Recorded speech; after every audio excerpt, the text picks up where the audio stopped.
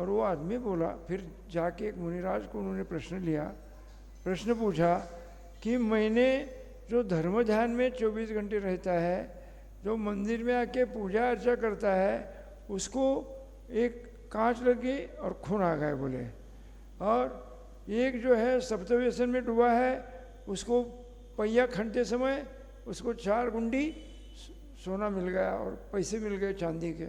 वो ऐसा क्यों, ये तो वो ये करता है। तो फिर मुनिराज बोले, फिर वो मुनि अवधि ज्ञानी थे, वो चतुर्थ काल की कथा थी। तो फिर मुनि बोले कि ऐसा है, अभी सांप्रत में जो धर्म ध्यान में है ना, उसका पूर्व में भयंकर पाप का उदय चालू था। क्या भयंकर पाप का उदय चालू था? उसको रक्तस्राव होने वाला था।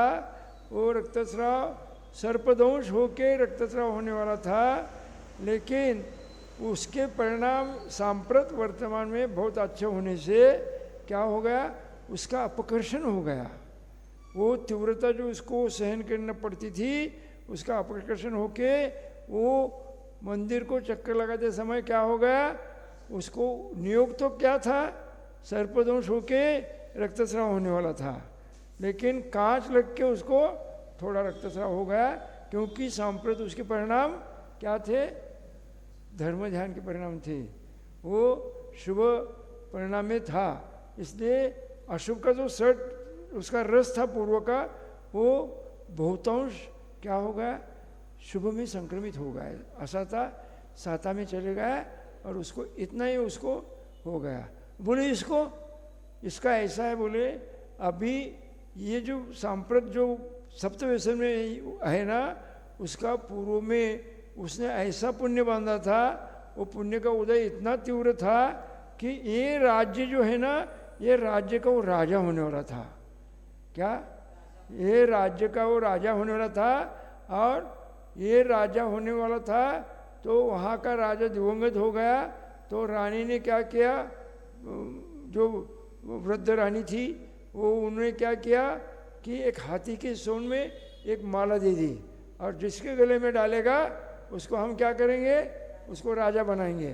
तो हाथी वहाँ आके उसको ढूंढ रहा था, किसको, जो सप्तव्यसन में है, वो शराब पी के अपने कक्ष में पड़ा था, वो हाथी ढूंढ के वापस चले गए बोले। हाँ, और ये जो आदमी है ना, इसको सर्पदंश होने वाला है, वो जिस रास्ते से जाने वाला था, उसका पूर्व शत्रु वहाँ सर्प वहाँ बैठा है, जाके देख के आओ। तो फिर वो लोग जाके देखे तो वहाँ सर्प बैठा था वो, लेकिन वो वहाँ से गया नहीं, क्योंकि उसका नियोग नहीं था, और उसको क्या हो गया, कांच चुभ के रक्तस्राव हो गया।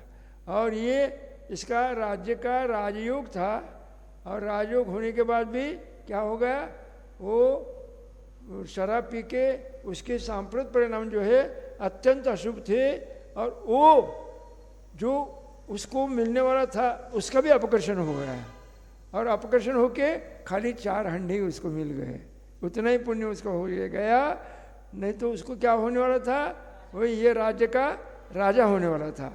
तो सांप्रत जो है, पूर्व के अनंत भाव में हमने क्या क्या नहीं किया है, सिंह हो के इसमें आए ना, क्या हम कभी बलवान होके दुर्बल को हमने खा लिया, उसको भयंकर पीड़ा दी है कि नहीं। और हम जब बलीन हो गए तो जो बड़े से वो उन्होंने हमें खा लिया, ये सब चलते रहा है, भयंकर दुख। संसार खार अपार पार पारावार तरही तीर गए। हा संसार जो आहे तो खारा आहे, याच्यामध्ये इष्टवियोगाचं अनिष्ट संयोगाचं वेदनाजनित कितीतरी दुःख है। क्या हो गया, हमारे तुलजापुर में एक करोड़पति का लड़का, कर्नाटक का, मंगल के दिन एक करोड़पति की लड़की, उसकी शादी सोमवार को विजयपुर के पास कहाँ तो हुई थी, क्या विजयपुर के पास उसकी शादी हुई थी। वो मंगल के दिन क्या हो गया, तुलजापुर में वो अंबिका माता जो है तो नेमिनाथ, कुष्मांडिनी बोलते उसको, वो नेमिनाथ भगवान की यक्षिणी है। हाँ, और उसकी भी कथा बहुत अच्छी है, एक बार हम बताएंगे।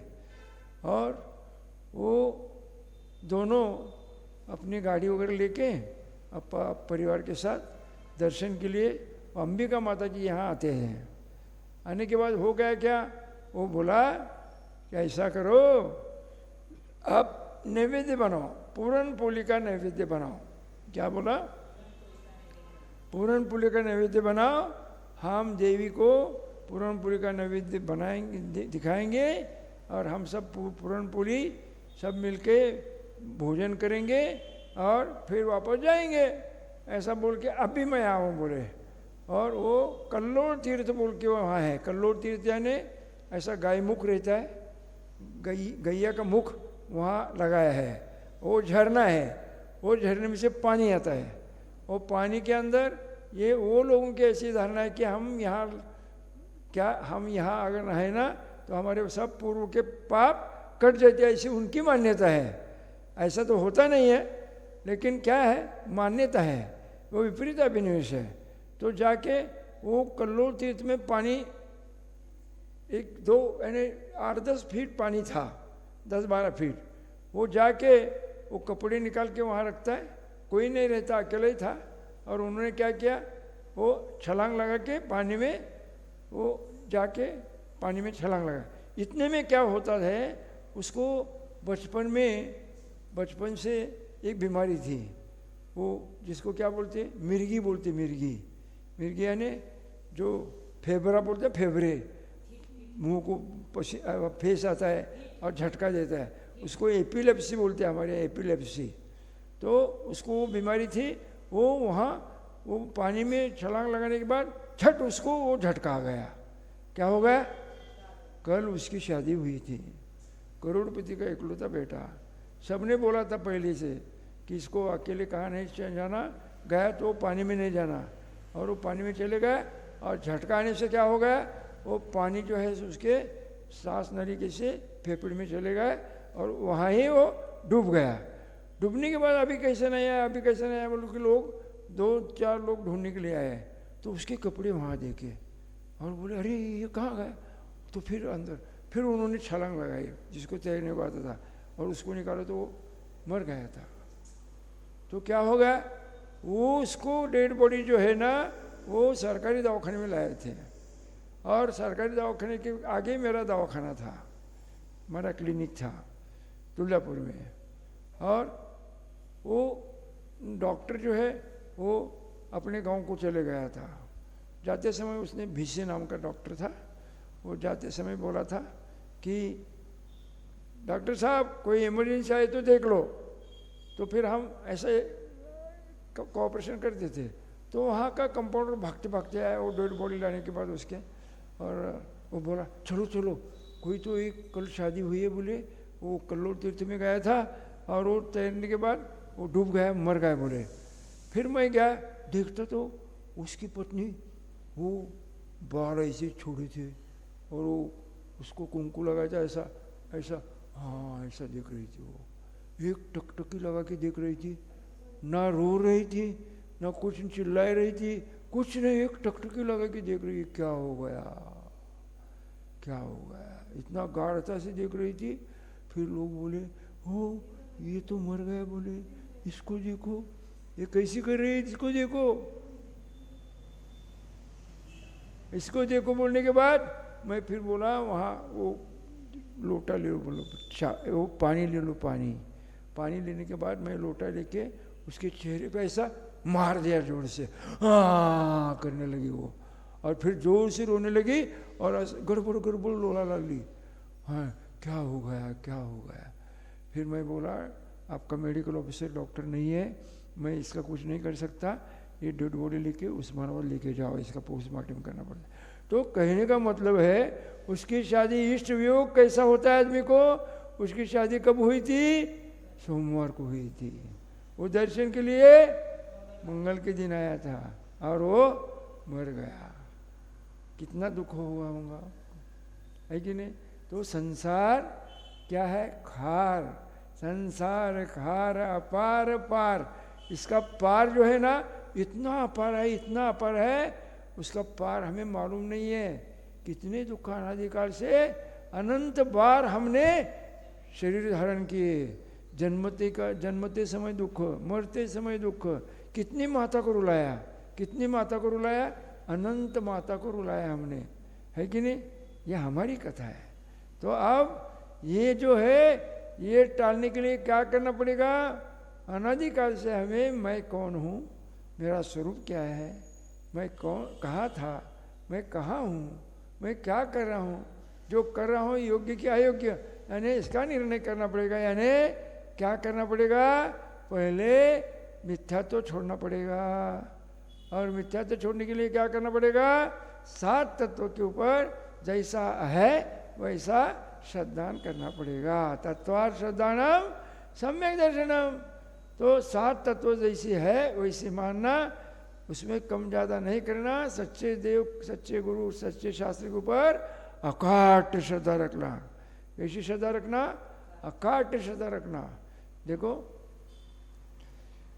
एक बार एक लिंगायत महाराज अपने पालकी में से आचार्य श्री शांतिसागर महाराज का नाम सुन के वो उनके पास आ गए। आने के बाद वो पालकी में थे तो पालकी से उतर के उनके पास आ गए। वो बैठ गए, वहाँ आने के बाद बैठ गए तो आचार्य श्री के यहाँ कोई शास्त्र पढ़ रहा था और वहाँ चल रही थी कि सम्यक तो क्या है, मिथ्यात्व क्या है, उसकी चर्चा चालू थी। और ग्रंथ था आत्मानुशासन।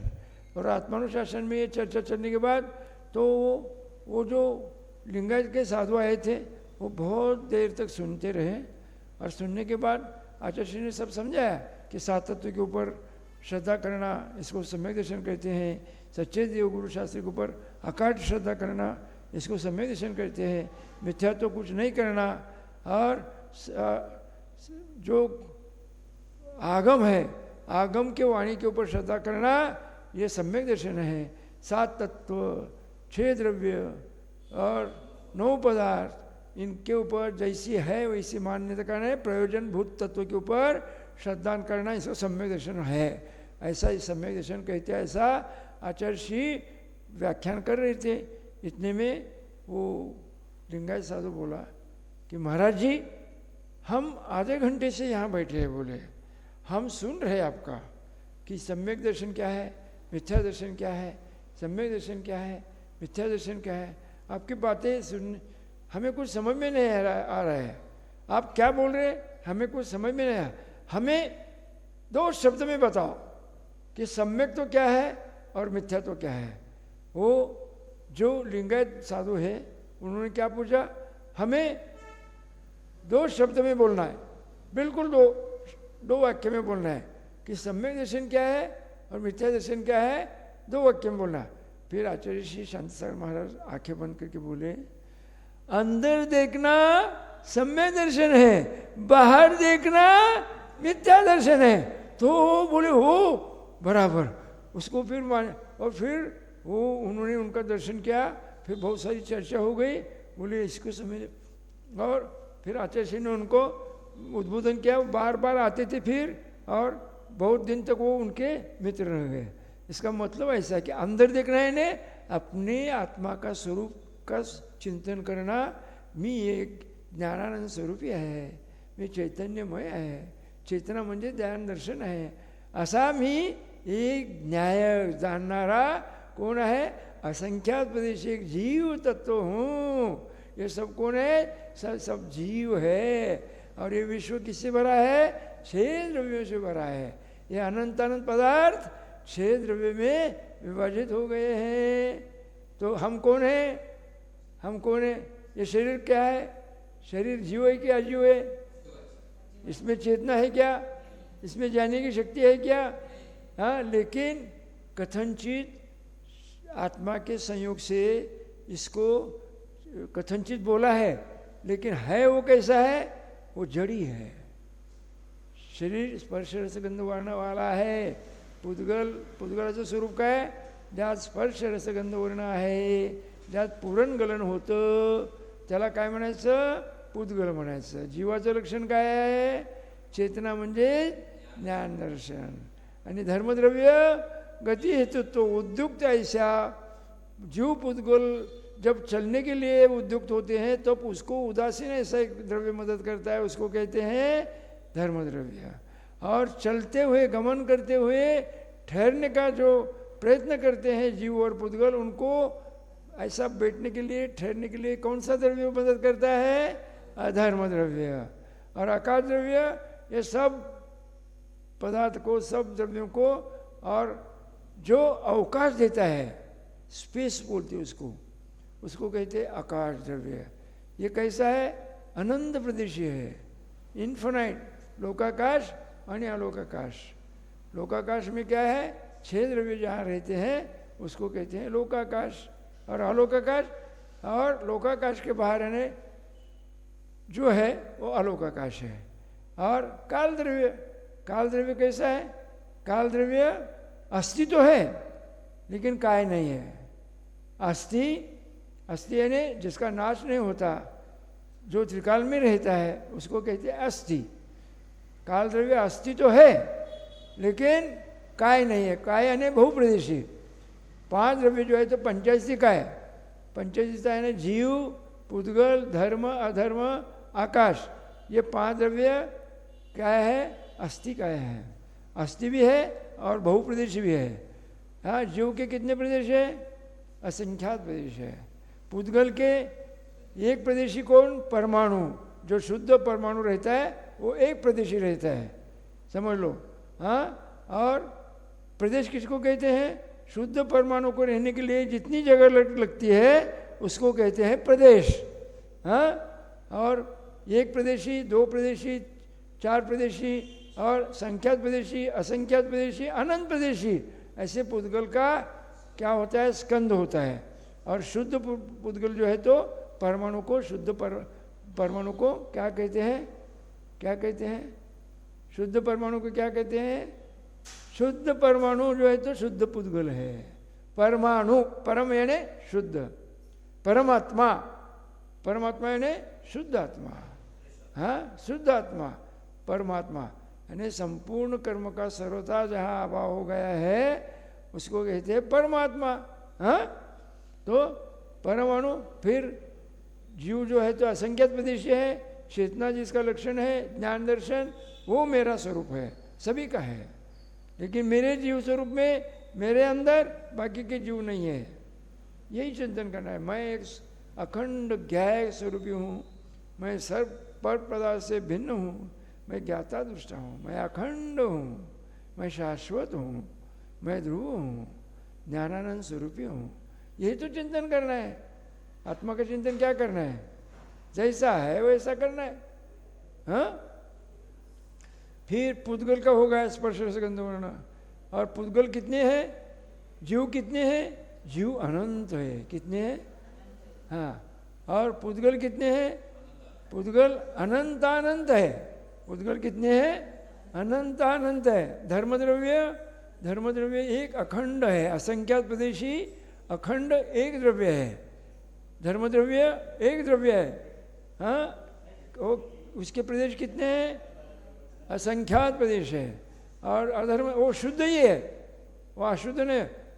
शुद्धपना और अशुद्धपना किसमें है? जीव और पुद्गल में शुद्ध अशुद्धपना है. बाकी सब द्रव्य कैसे हैं? शुद्ध ही है.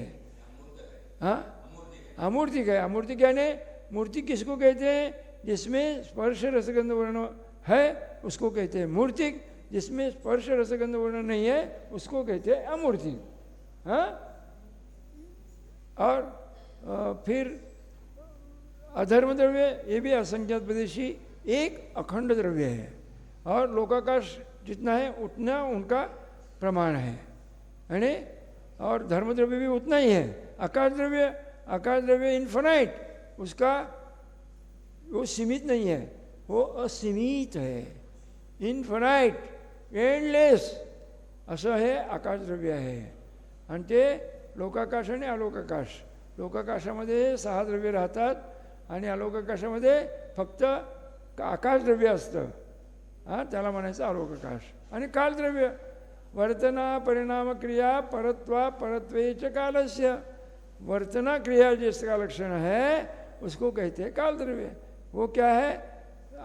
लोकाकाश के जितने प्रदेश है, कितने प्रदेश है? असंख्यात प्रदेश है लोकाकाश के। उसके एक एक प्रदेश पर एक एक कालानु स्थित है। उसके एक एक प्रदेश पर एक एक कालानु स्थित है। असंख्यात प्रदेश पर असंख्यात कालानु स्थित है। और कालानु कितने हैं? कितने हैं? असंख्यात। रत्न राशि जैसे है, रत्न राशि ऐसा ढी किया तो कैसा होता है, वैसा एक एक प्रदेश कर आकाश के प्रदेश पर एक एक कालानु स्थित है। हाँ, उसको कहते हैं काल द्रव्य। ऐसे 6 द्रव्य से ये विश्व बना है। तो पहले स्वरूप समझ लो कि मैं कौन हूँ, मेरा स्वरूप क्या है, मैं कहाँ था, मैं कहाँ हूँ। ये सब समझने के बाद फिर अपने को क्या करने का है। सब लोग भाग रहे हैं, हम भी भाग रहे हैं। सब धंधा करते हैं, हम भी कर रहे हैं। अरे आप क्यों कर रहे हैं? आपका ध्येय क्या है? आप जीने का आपका ध्येय क्या है, मकसद क्या है, आप क्यों जी रहे हैं? हाँ, तो फिर उसको सोचना पड़ेगा कि मैं कौन हूँ, ह्या संपूर्ण विश्वामध्ये माझं अस्तित्व काय आहे हे जाणण्याकरता मग त्याला क्रमाने अध्ययन करावं लागेल. मग जाऊन गुरूंच्या जवळ जाऊन बसावं लागेल, विचारावं लागेल. प्रश्न जे असतात प्राथमिक अवस्थेत एक वही आणि पेन घ्यायचा, वाचत असताना जे आपल्याला शंका निर्माण होतात त्या लिहून काढायच्या. प्राथमिक अवस्थेत खूप शंका निर्माण होतात. मी ज्यावेळेला पहिल्यांदा मला वाटतं 7वीला काहीतरी हे जीवद्रव्य वगैरे छत्रचूडामणी हा ग्रंथ आमचा पहिला माझ्या आयुष्य 1961 ते 1965 आम्ही श्री दिगंबर जैन गुरुकुल बालेवाडी सोलापूरला होतो. आणि त्यावेळेला हा मग आम्ही वाचत गेलो. मग हे आत्मा काय आहे, हे आत्मा तयार कसा होतो, आमचं चिंतन असं, हे आत्मा तयार कसा होतो. अरे आत्मा तयार होत नाही, तो अनादि अनिधन आहे, तो शाश्वत आहे, त्याला कोणी तयार केलेलं नाही. हे 6 द्रव्य कसे आहेत, अनादि अनिधन आहेत, ते शाश्वत आहेत, ते ध्रुव आहेत, त्याचा कधी नाश होत नाही. तसाच म्हणजे माझा पण नाश होत नाही. मी पूर्वी होतो, आता आहे, नंतर राहणार, असा अकाट शब्द ठेवायचे. मग तुम्हाला मग कळेल की मी जीवद्रव्य आहे. मग हे भगवान कोण आहेत, हे पण जीवद्रव्य आहेत. मग मी संसारी आहे आणि भगवान मुक्त आहेत. हे 2 प्रकार झाले जीवाचे. मग संसारी, मग स्थावर पर्याय, त्रस पर्याय. मग स्थावर कशाला म्हणतात, जे एकेंद्रिय आहेत, पृथ्वी कायिक, जल कायिक, अग्नी कायिक, वायू कायिक, वनस्पती कायिक, ज्याला एक इंद्रिय असतं त्याला म्हणायचं स्थावर पर्याय. हां, आणि त्रस कशाला म्हणायचं, द्विंद्रियापासनं संगी पंचेंद्रियापर्यंतचे जे जीव आहेत त्याला म्हणायचं त्रस पर्याय. द्विंद्रिय, तींद्रिय, चतुरेंद्रिय, पंचेंद्रिय. द्विंद्रियमध्ये काय काय, त्या लट म्हणजे आळी वगैरे शंख जे आहेत ना, 2 इंद्रिय. स्पर्श रस असतं, त्यांना काय असतं, स्पर्श आणि रस आहे की नाही. आणि 3 प्राण असतात. हां, आणि 4 आणि 3 7 प्राण होतात, बरोबर. आणि स्पर्श रस झालं द्विंद्रियाला. त्रिंद्रिय कोण, मुंगी, चिटा, चिटी जे आहे ना, हे 3 इंद्रिय आहे. 3 इंद्रिय म्हणजे स्पर्श रस गंध आहे त्यांना. हां, आणि त्यांचं आयुष्य किती आहे, त्यांचं आयुष्य किती आहे, 3 इंद्रियाचं आयुष्य किती आहे, 49 दिवसाचं आयुष्य आहे. किती, हां लिहून घ्या. 3 इंद्रियाचं आयुष्य 49 दिवसाचं असतं, असं आगमामध्ये वर्णन आलं आहे. मग चतुरेंद्रिय भुंगा वगैरे आहे ना, पण आता ह्या ना अजून मन नाही आहे. हां, चतुरेंद्रिय भुंगा, हे उडणारे जे कीटक असतात ना, ते सगळे 4 इंद्रिय आहेत. फुलपाखरू, हे 4 इंद्रिय आहेत. हां, स्पर्श रसगंध वर्ण आहे. आणि स्पर्श रसगंध वर्ण आणि कर्णेंद्रियाचा विषय काय, श्रवणेंद्रिय. हां, हे 5 इंद्रिय झाले. त्यात पंचेंद्रिय जे आहेत ते त्याचे 2 प्रकार, एक संगी, एक असंगी. संगी कुणाला म्हणायचं, मनसहित त्याला संगी म्हणायचं, मनरहित त्याला म्हणायचं असंगी. मग आपण हे कोण आहेत, त्रस जीव आहेत. मग आपण कोणतं जीव आहे, सावर जीव आहे का त्रस जीव आहे, त्रस जीव आहे. म्हणून असं हे करत की मग आम्ही गुरुकुलला प्रवेश केल्यावर त्यावेळेला आमची धारणा अशी होती, हे आत्मा तसा कसा तयार होतो, आत्मा कसा आत्मा तयार होत नाही. आत्मा कसा आहे? त्रैकालिक आहे. आत्मा कसा आहे? ध्रुव आहे, अनादि निधन आहे. हे साही द्रव्य अनादि अनिधन, यांना कोणीही तयार केलेलं नाही, हे स्वयंभू आहेत. हां, तर आता आपण वाचन थोडंसं उच्चारण करूयात. तीन भुवन में सार वीतराग विज्ञानता शिवस्वरूप शिवकार नमहु त्रियोग समारिके जय त्रिभुवन में जीव अनंत सुख चाहे दुख ते भयवन ताते दुख हारी सुखकार कहे सीख गुरु करुणाधार ताहि सुनो भवि मन थिर आन जो चाहो पनो कल्याण मोह महाम्योद पियो अनादि भूल आपको भर मतवादी तास भ्रमण की है बहु कथा पै का चुकाऊं कई मुनि यथा काल अनंत निगोद मजार बीत एक इंद्रिय तन धार एक श्वास में 8-10 बार निकसी भूमि जल पावक भयो पवन प्रत्येक वनस्पति थयो दुर्लभ लही जो चिंतामणि तो पर्याय लही त्रसतणी लट पिपिल अली आदि शरीर मरियो सहेबो पीर कबहु पंचेन्द्रिय पशु भयो मन बिन निपट अज्ञानी थयो सिंहादिक सैनी वै क्रूर निबल पशु अति खाए भूर कबहु आप भयो बलहीन सबल निकरी खायो दिन छेदन भेदन भूख पियास भार वहन हिमात पत्रास वध बंधन अधिक दुख घने कोटि जीव ते जातन बने अति संक्लेश भाव ते मर्यो घोर शुभ्र सागर में परियो तहाँ भूमि पर सत दुख ईसो बिच्छू सहस डसई नहीं तीसो तहाँ राध शोणित वाहिनी कृमिकल कलित देहदायिनी सेमर तरुजरत असिपत्र असि जो देह विधारे तत्र मेरु समान लोह गली जाय ऐसी शीत उष्णता थाय असुर भिड़ावे दुष्ट प्रचंड सिंध नीर ते प्यास न जाय तोपन एक न बुंदल है तीन लोक को नाज जुखाए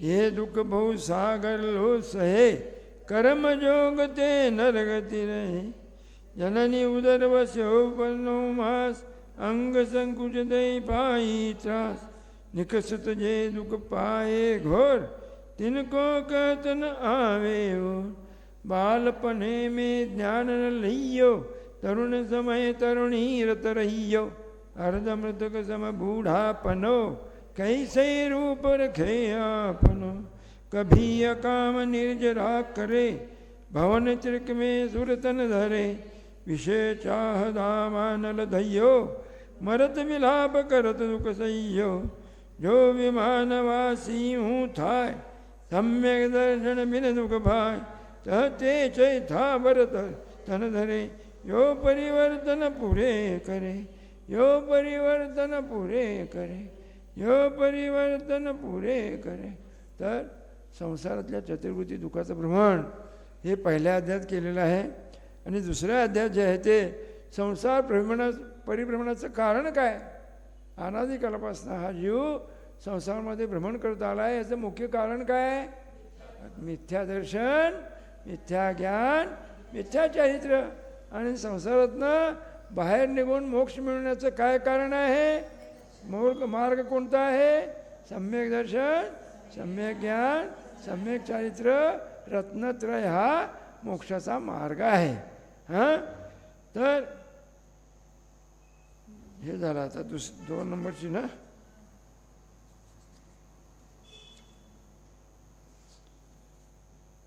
ऐसे मिथ्या दुग ज्ञान चरण वश भ्रमत भरत दुख जन्म मरण ताते इन को तजिए सुजान सुनति न संक्षेप कहूँ बखान जीवादि प्रयोजन भूत तत्व सरदेति न माहि विपर्यत्व चेतन को है उपयोग रूप बिन मूर्ति चिन मूर्ति अनु नभ धर्म अधर्म काल इनते न्यारी है जीव सार ताको न जान विपरीत मान करी करे दे में निज पिछान दुखी दुखी मैं रंग राव मेरे धन गोधन प्रभाव मेरे सुतती में सबल दीन बेरूप सुभग मूर्ख प्रवीण.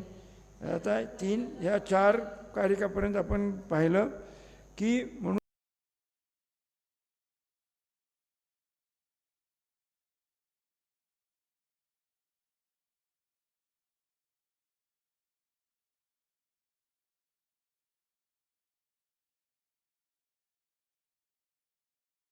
काय करतो मी करतो ते योग्य की अयोग्य हे सगळं समजून आपण क्रिया करायची आणि प्रत्येक क्रिया यत्नाचारपूर्वक करायची.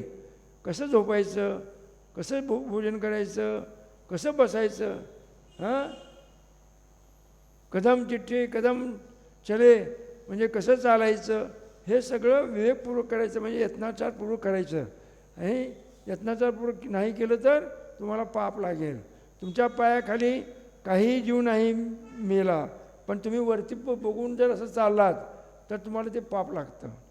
आणि तुम्ही चालत असताना एकदम जीव कोणते पटकन आपल्या पायाखाली आला तो जर तिथं त्याचं प्राणोत्क्रमण झालं तर ते पाप आपल्याला लागत नाही कारण आपण 4 हात जमीन पाहून चालत असतो. म्हणून यत्नाचारपूर्वक प्रत्येक क्रिया केली गेली पाहिजे. आता 5वी कारिका तन उपजत अपनी उपज जान तन नशत आप को नाशमान रागादि प्रगट ये दुख दैन तिन्ही को सिवत. काय है अनुभूति जो है ना अनुभूति प्रथम गुणस्थान से होती है. आचार्य ने प्रवचन दिया था. अनुभूति यानी संवेदन ज्ञान दर्शन ये उपयोग झाला. अनुभूति म्हणजे सेल्फ रिअलायझेशन ह्याला काय म्हणायचं अनुभूति म्हणायचं. म्हणजे अनुभवन वेदन ह्याला अनुभूती म्हणायचं. ती प्रथम गुणस्थानामध्ये होते. प्रथम गुणस्थानापासून कशी होते जे ज्ञानदर्शन आहे कोणतरी मी एक आहे मी एक चेतनायुक्त पदार्थ आहे शरीर आणि मी ह्याला एक करतो आणि शरीर म्हणजेच मी अशी ज्याची मान्यता आहे त्याला म्हणायचं बहिरात्मा. काय म्हणायचं बहिरात्मा. बहिरात्माची मान्यता काय आहे शरीर आणि जीव त्याला तो काय करतो एक करतो तो वेगळं करत नाही. त्याला तो काय म्हणतो शरीर म्हणजे मी शरीराचा नाश म्हणजे माझा नाश आणि त्याकरता तो काय करतो सगळा प्रयत्न करतो. शरीर पुष्ट होण्याकरता सगळे भयंकर हिंसा करतो. इतकी हिंसा करतो की शरीर पुष्ट होण्याकरता एकाने काय केलं शरीर पुष्ट होण्याकरता त्याला सांगितलं की तू ते जिवंत प्राण्यांना तो हे करायचा आणि ते प्राशन करायचा. शेवटी त्याला काय झालं त्याच्यामुळं त्याला आतड्याचा कॅन्सर झाला.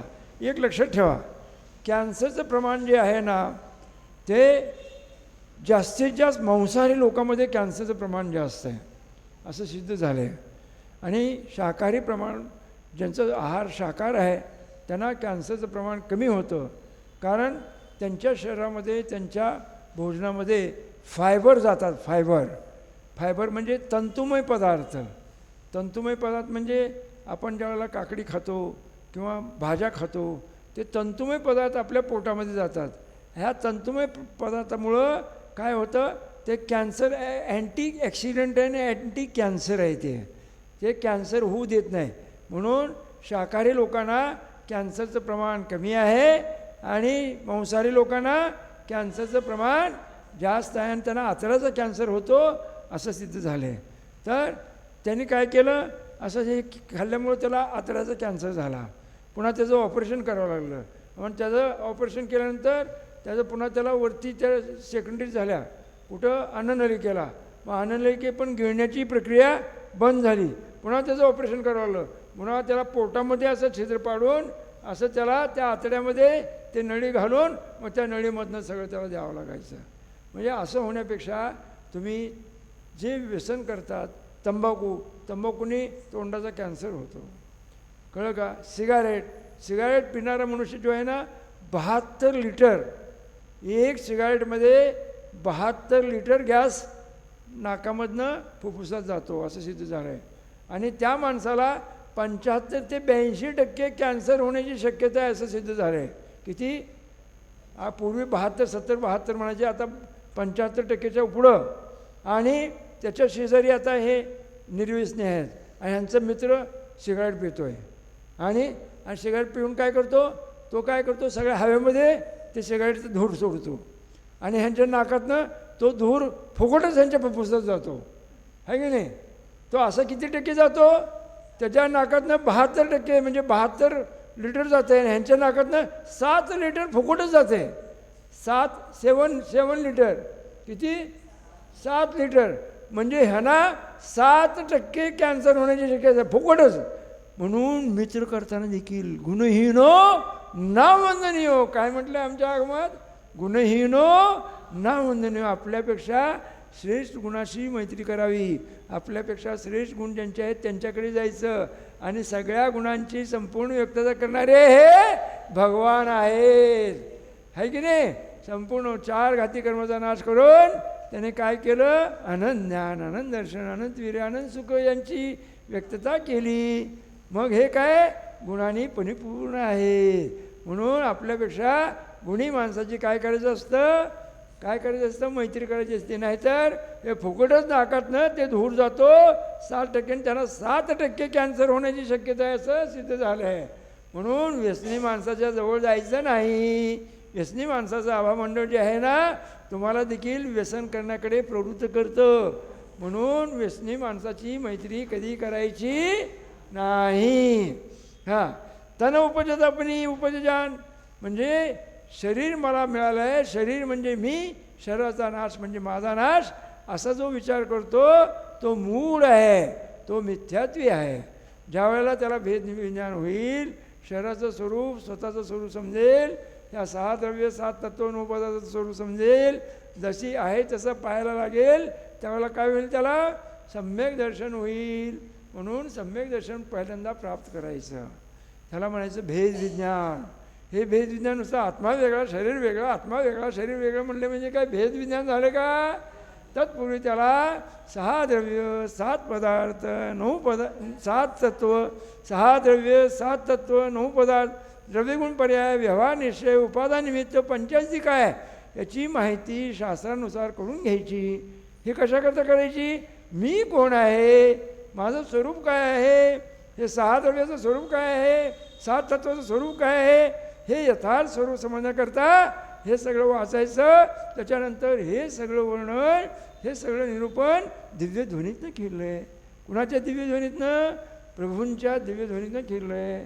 आणि त्यांनी जसं जसं स्वरूप असतं ह्या संपूर्ण विश्वाचं 6 द्रव्य 7 तत्वाचं जसं असतं तसं स्वरूप त्यांच्या केवळ ज्ञानामध्ये झळकतं. केवळ ज्ञान म्हणजे अनंत ज्ञान, infinite knowledge, full knowledge, nothing than knowledge. फक्त ज्ञान इतकं ज्ञान असतं त्यांचं.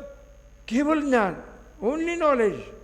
केवळ ज्ञानामध्ये त्रिलोकवर्ती पदार्थाचे, त्रिलोकातली सगळ्या पदार्थाचे, 3 लोकातील समस्त द्रव्याचं, समस्त गुणांचं, समस्त पर्यायांचं युगपत एक समय मात्र तिथं झळकतं, त्याला म्हणायचं केवळ ज्ञान.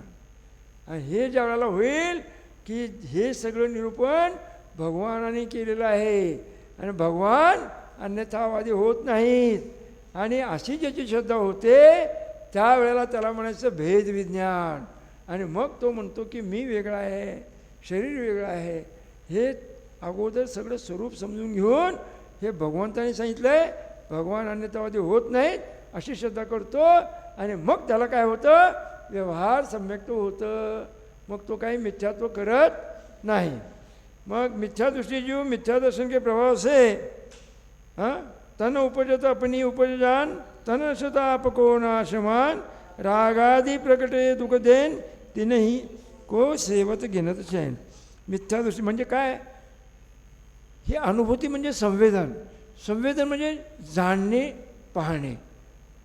उपयोगो लक्षणं हे जे आहे ते प्रथम गुणस्थानापासून होतं. पण प्रथम गुणस्थानातल्या जीवाला जे होतं ते मिथ्यात्वानुभूती होते. म्हणजे शरीर म्हणजे मी, शरीराचा नाश म्हणजे माझा नाश, ह्याला म्हणायचं मिथ्यात्व, मिथ्यात्वानुभूती. आणि चतुर्थ गुणस्थानात काय होईल? सम्यक्त्वानुभूती. मग त्याला भेदविज्ञान होईल. मग तो काय म्हणतो? हो, मी शरीर म्हणजे मी नाही.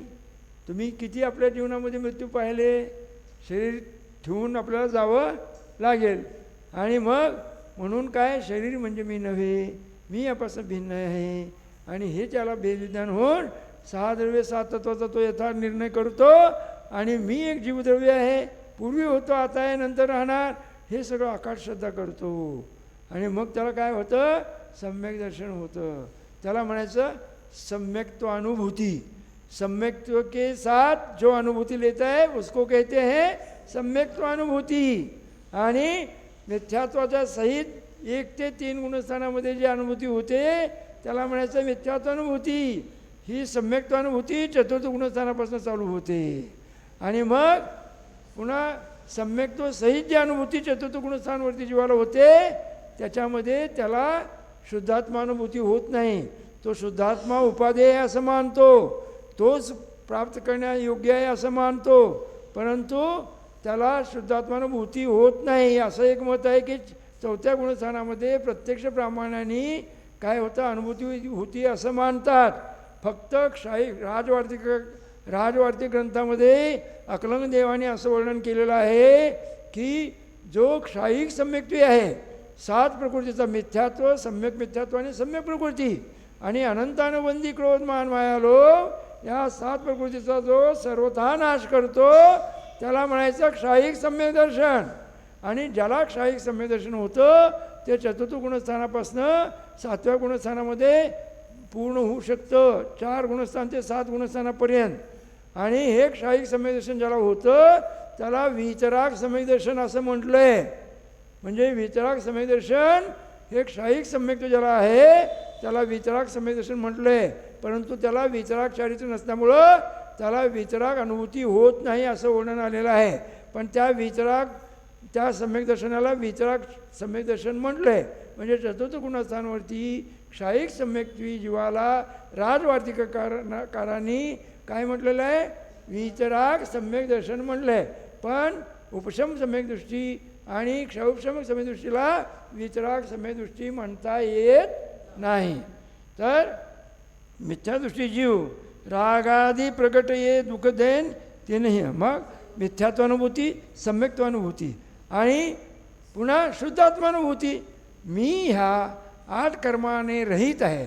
ज्ञानावरून दर्शनावर मोहनी अंतरा अयुनाम गोत्र वेदने, ह्या 8 कर्माने रहित. शुभाशुभ विकार म्हणजे जे माझे सतत चालू आहे की नाही, शुभाशुभ विकार भाव, त्याच्यापासून मी रहित आहे. 8 कर्मापासून मी रहित आहे. शरीरातील 9 कर्मापासून मी रहित आहे. मी एक ज्ञातादृष्ट आहे, शाश्वत आहे, ध्रुव आहे. हे जे आपण चिंतन करतो हे परोक्ष चिंतन झालं.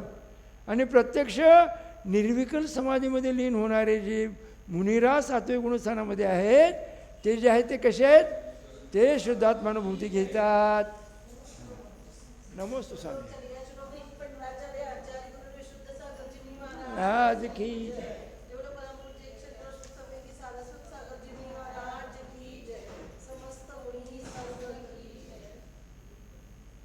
नमोस्तु स्वामी. हम पहले गुणस्थान से आत्मानुभूति ये वर्णन कर रहे हैं. हाँ, होती है ना, मिथ्यात्वानुभूति होती है ना. और चतुर्थ गुणस्थान में सम्यक्त्वानुभूति रहती है. और वितराग सम्यक दर्शन चतुर्थ गुणस्थान में क्षायिक सम्यक दृष्टि को कहा है, राजवार्तिकार ने बोला है. और 7वें गुणस्थान से जो है तो शुद्धात्मानुभूति होती है. यानी शुद्ध आत्मा का वेदन कब होगा? 7वें गुणस्थान. कपड़े में 7वें गुणस्थान है क्या? कपड़े में 7वें गुणस्थान नहीं है. 7व्या गुणस्थानाशिवाय कपड्यात 7वें गुणस्थान नाही. 7व्या गुणस्थानाशिवाय आत्मानुभव नाही. आत्मानुभवाशिवाय कर्मनिर्जरा नाही. कर्मनिर्देशाशिवाय केवळ ज्ञान होत नाही, केवळ ज्ञानाशिवाय मोक्ष होत नाही, असा संदेश आचार्य शांतीसागर महाराजांनी दिलेला आहे.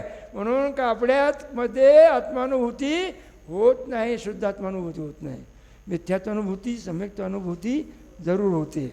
म्हणून अनुभूतीचा संवेदन, त्याला काय म्हणायचं, अनुभव, संवेदन, स्वसंवेदन, स्वतःला तो जाणतो. म्हणून अगोदर मी कोण आहे ह्याचं स्वरूप समजून घ्या. म्हणून गुरुच्या पादमुलात यायचं आणि मैत्री कुणाची करायची, आपल्यापेक्षा श्रेष्ठ गुणाच्या लोकांशी मैत्री करायची. नाहीतर 7% जो आहे ना तो सिगारेटचा धूर तुमच्या नाकात फुकट जाईल. हा, म्हणून गुणहीनो ना वंदनीयो, गुणहीनो ना वंदनीयो. चला काय म्हणते, हां पास आहे तो, आपण क्षेत्र बदलायचं. आपण त्यांचे ते काय काय माध्यस्थ भावम विपरीत वृत्तो, विपरीत लोकांच्याबद्दल आपण माध्यच राहायचं. हां, मग रेल्वेत कधीही तुम्हाला माहिती आहे का, रेल्वेचा कायदा आहे, रेल्वेमध्ये कोणीही धूम्रपान करत नाही. जर केला तर त्याला कायदेशीर त्याला दंड होतो. आता कुठेही सार्वजनिक जागी धूम्रपान करायचं नाही असा कायदा आहे.